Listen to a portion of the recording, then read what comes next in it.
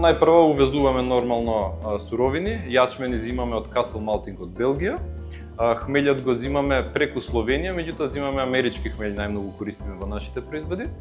И квасет зимаме од Ферментис, односно тоа е француски производител. Откако ќе ги увеземе производите, суровините, јачменот се мели, поминува низ мелница и се става во казаните за варење, односно јачменот се кисне од прилика околу 60 на минути на одредена температура од 65 до 67 степени, зависи од стилот на пиво. И откако ќе се искисне, ќе се добие таа сладовина, почиња пивото да се префели и да се вари.